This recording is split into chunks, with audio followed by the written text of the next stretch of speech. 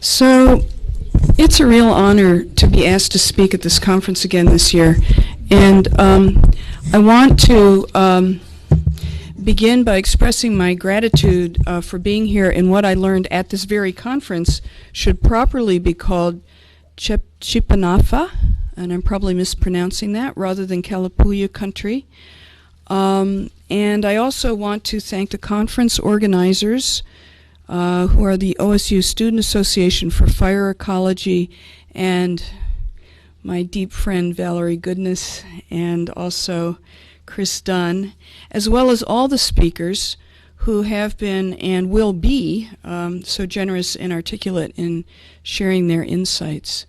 And I also want to give particular thanks to Deanna Kingston for the opportunity to participate in this project.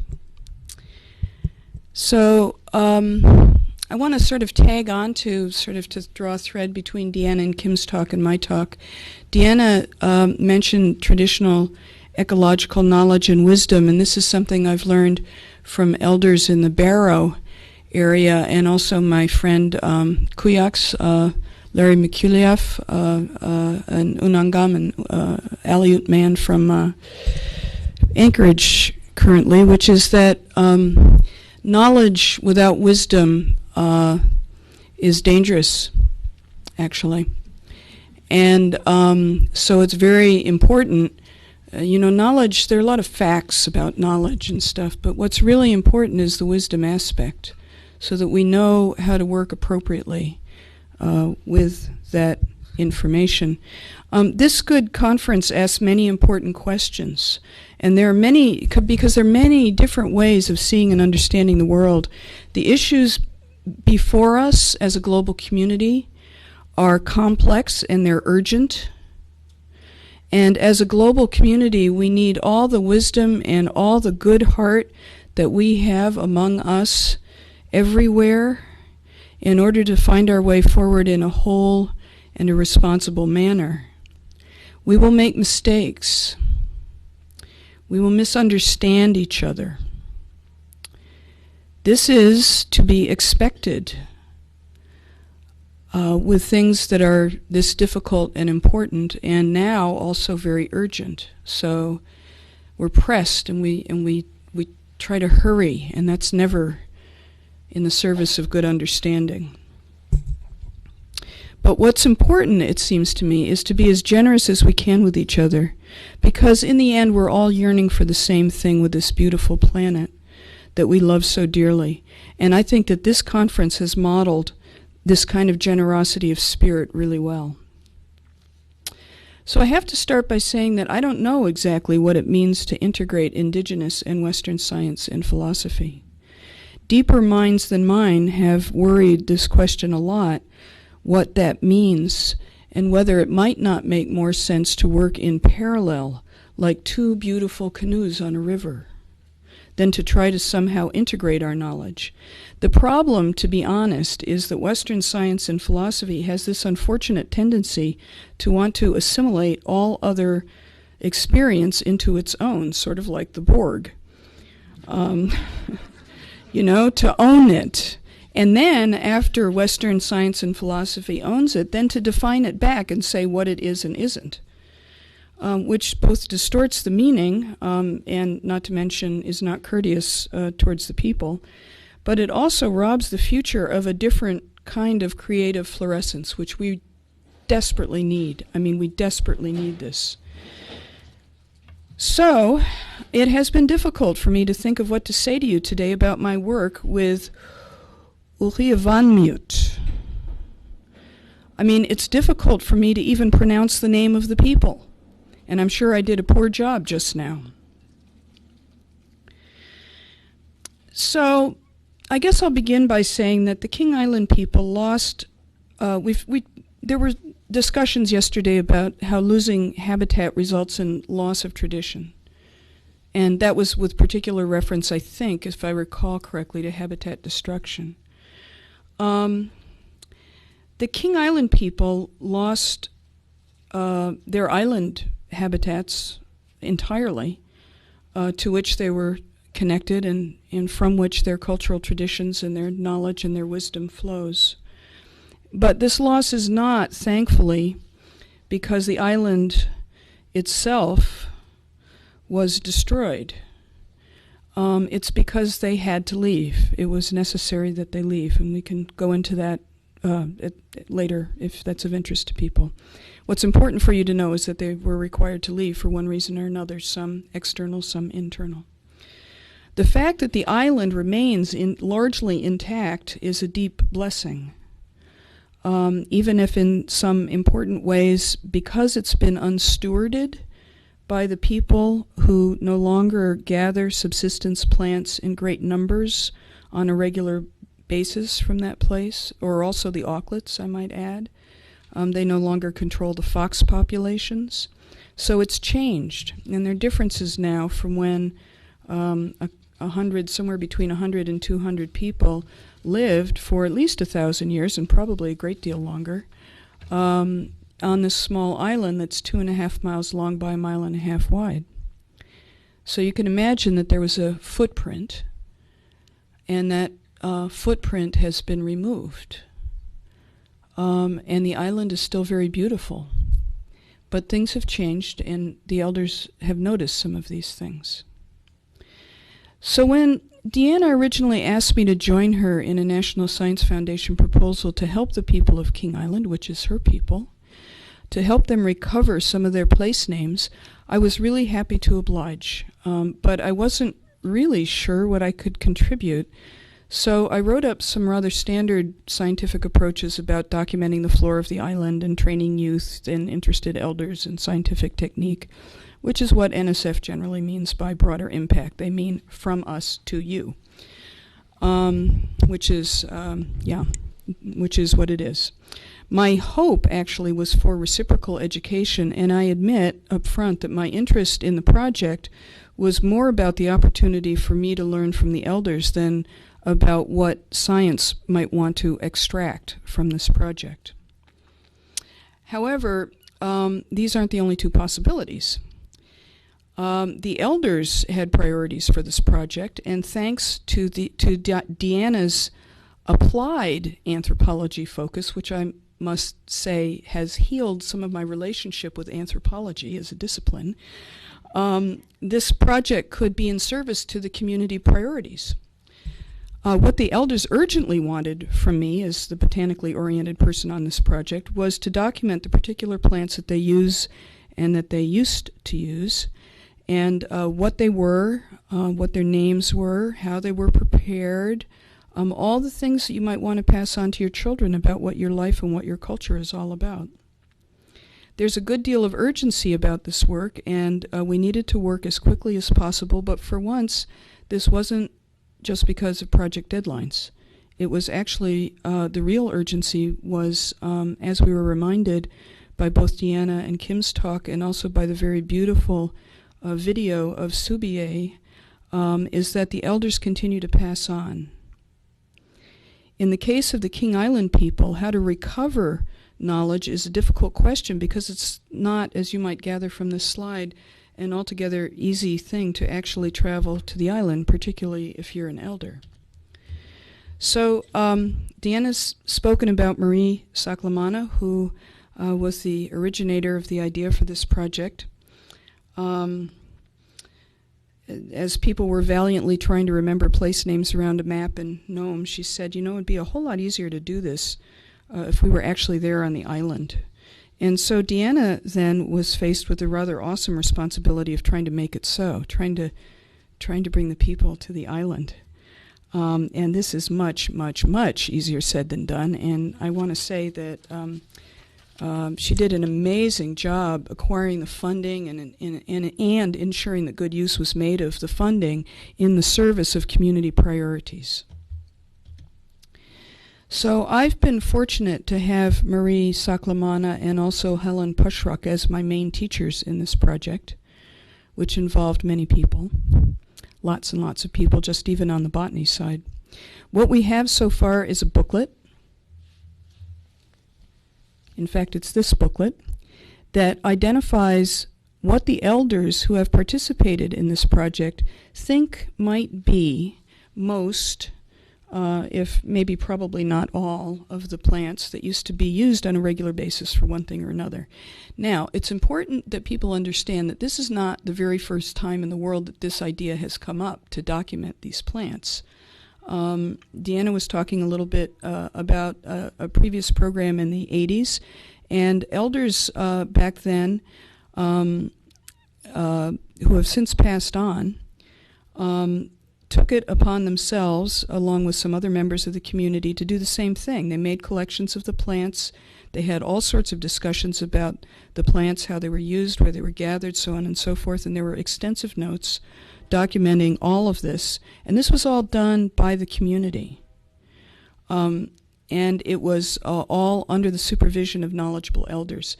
So this is a tremendous resource, were it not for the fact that it was all destroyed in a fire at the Coeric offices. So we began again. Mindful that this knowledge is well represented by the icon for this conference, which is this jar right here, which we heard about yesterday, the way in which it was dropped, the pieces brought back, and reformed again, with significant gaps, and possibly not quite all in the same relationship that it originally had. So there were severe logistics issues that coming up with a plant list, as some of the key elders were actually unable to visit the island.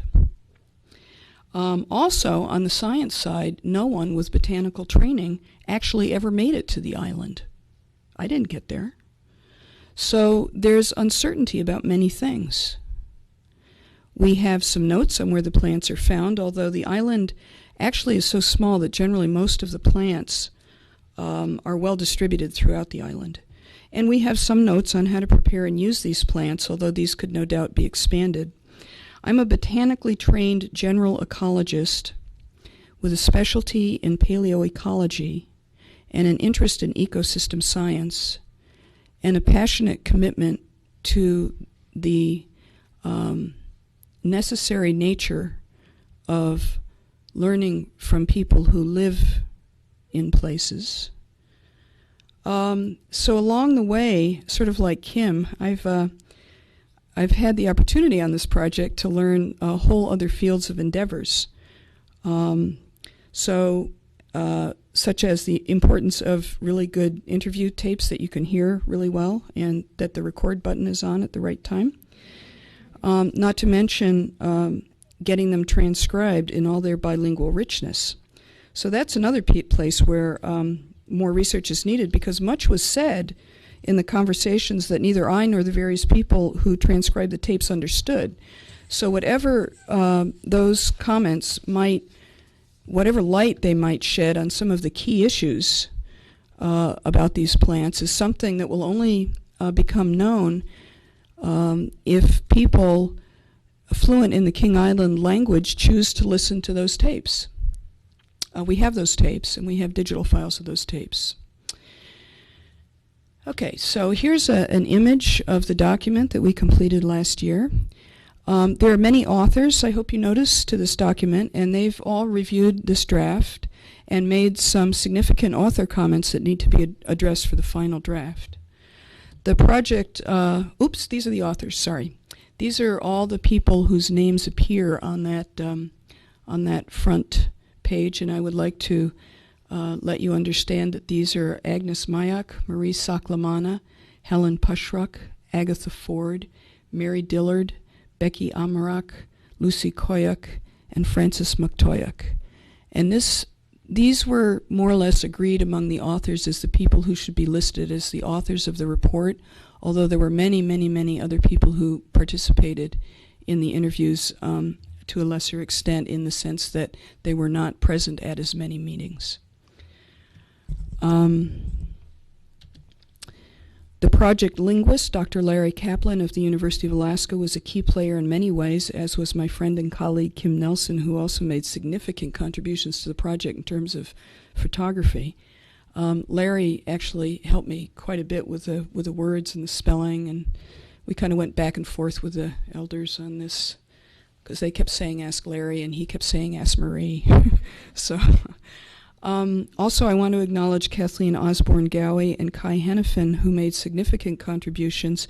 They actually went in my stead in the 2005 field season, doing both interviews and plant collections. I couldn't go because of medical issues.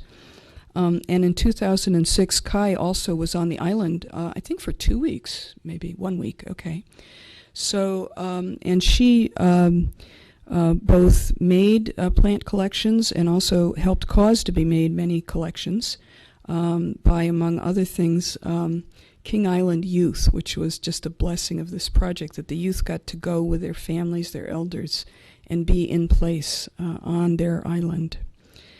So all of this material is now part of the record of the work.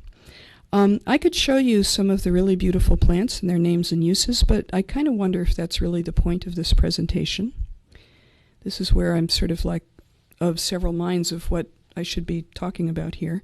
So maybe what I'll do is follow my teacher Helen Pushruck and show you the very first plant that people collect in the spring. And this is Quicktuck, which is an anemone.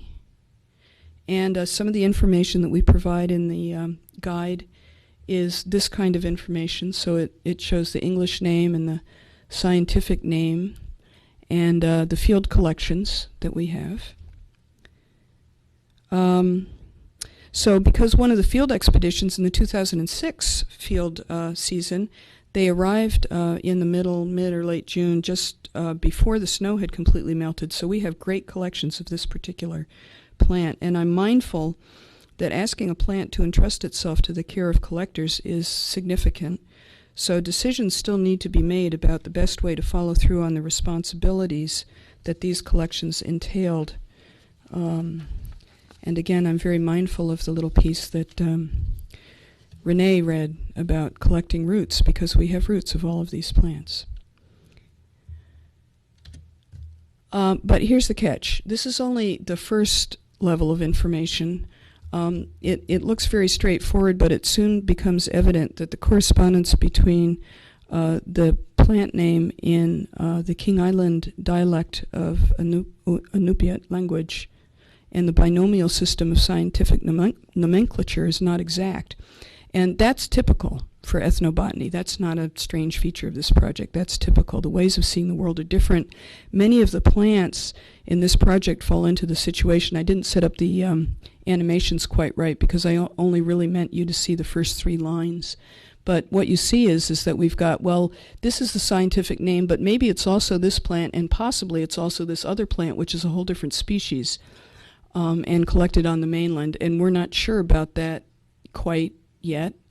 A similar situation pertains for another plant. I see that unfortunately, the Inupiaq font didn't come through, so these are totally, all the Inupiat names are going to be totally misspelled here because they've substituted different letters. So I apologize to everybody for that. Maybe we can get that corrected somehow on the video before it streams. I don't know. But this is a good example.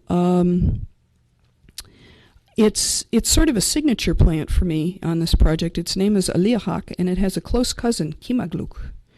We don't have samples of either one from King Island because we weren't there at a time of year when it was really doing its thing after we had our feet on the ground and actually knew what we were focusing on. So we have no samples of Aliahak, but we also have no samples of Kimagluk, which I think may not actually grow on the mainland. So currently, although it's quite clear that there are 2 different plants and they're quite distinct from the King Island point of view, I'm quite unsure about how they're related in the scientific classification. I have no way to look at that because I don't have the plants.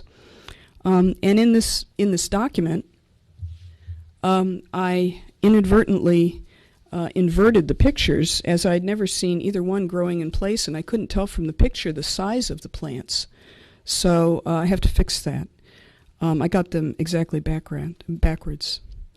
It's a special plant for this project, it's the only one that we know of that has a song, which I think is very interesting and kind of goes along with some of the comments that Deanna and Kim were making about, well, so how come there's no auklet song if they ate auklets?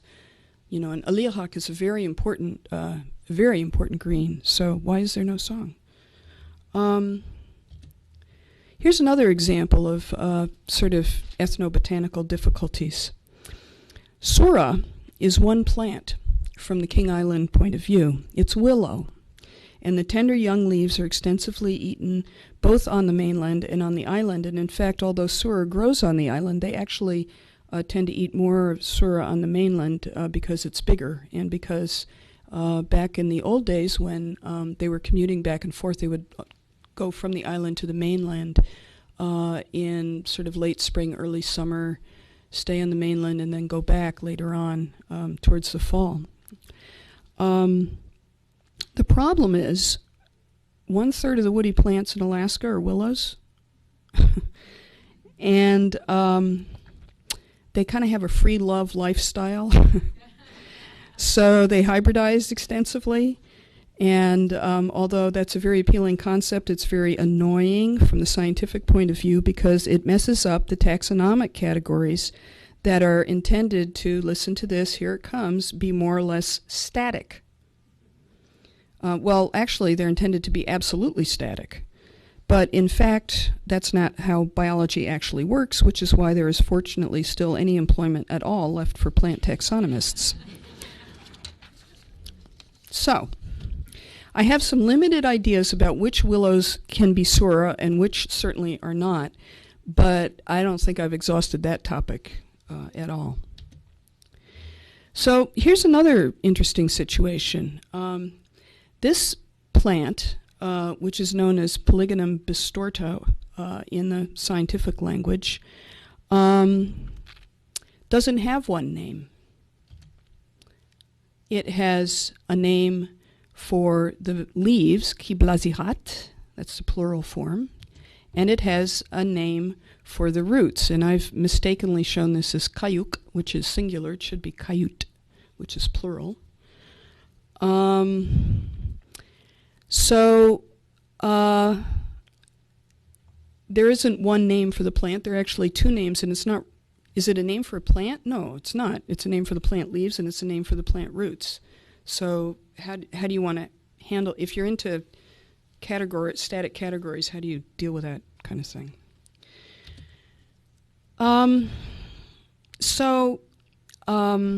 I would be remiss if I didn't let the plants speak for themselves, so I'm just going to let them do that.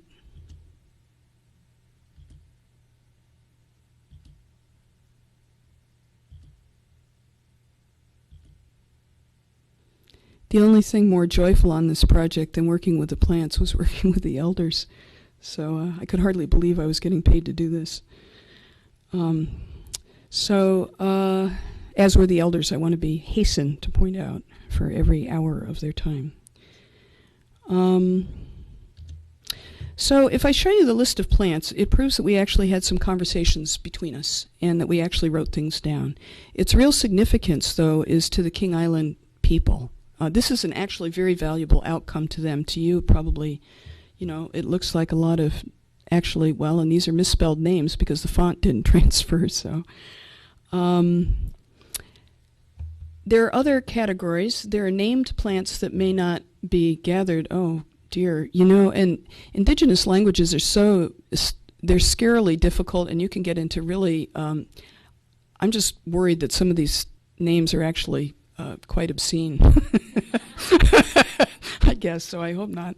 But like the third one on this list, kablak is a name for a plant that is characterized as devilberry. So it had a name because people wanted to stay away from it, not because they wanted to eat it. And then there's a very upsetting category of plants for which we have the names, but we don't know what they refer to.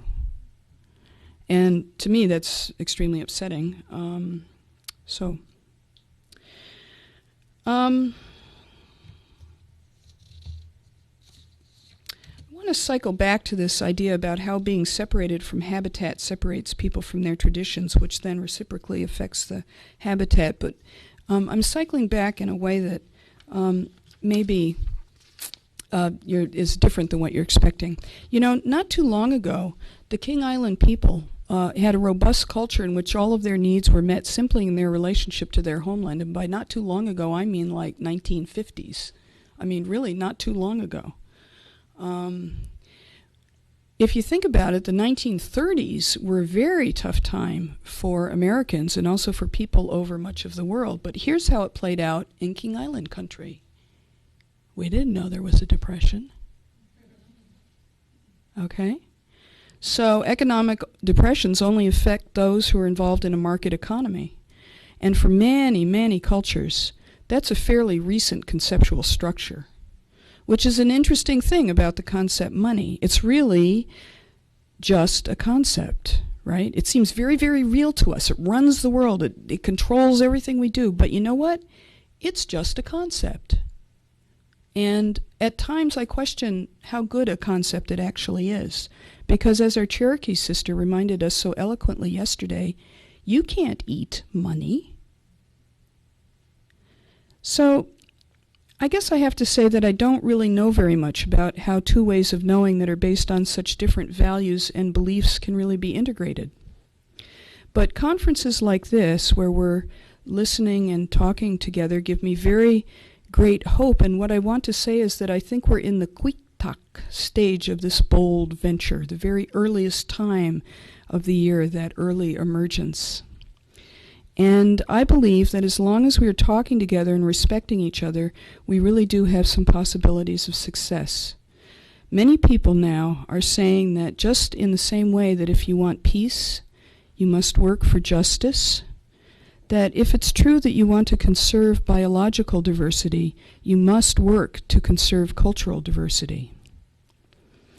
So I'm going to end now with some timeless wisdom that is both frustrating and yet also hopeful. And I came upon it, as one does with epiphanies, in a strange place. It was in a bank in Nome. It reads, "The road to success is always under construction." Lily Tomlin said that, and you know what? She's an elder too. I had another slide just in case something like this came up. So there are actually a number of really interesting scientific questions that you could ask. Recall that there's a population of about 100 to 200 people that have lived there for at least 1,000 years, that we've now got a harvest pressure that's been relaxed. Then there's the issue of conventional extinction colonization rates that you have with islands, so there's always going to be a certain number of species lost and a certain number of species gained, and you don't necessarily know what the identities are. And then there's climate change. However, the question you ask is a scientific question. It's not a question that so far the people in the community have indicated any interest in pursuing. Not that they're not interested in the question maybe, but just that there are other priorities, like getting the plants documented. And once the initial work is done, which I still think it's going to take a while to do, although I think there's some satisfaction with this product. And I can speak to this project, is that people really like having that product, and the elders really liked returning to the island, and the people in general liked going to the island. It was very significant. Yeah, but you were asking about overall impact, and that's a whole different question. So, I mean, it's not for me to say, look, I want to put a monitoring station, or you should put a monitoring, or it would be of incalculable global benefit, although it might well actually be true. That's in their hands. Jessie? Mm-hmm. Why did they have to leave the island?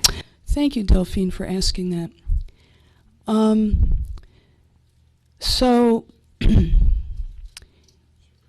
In the country that is the United States of America, all children are required to attend school.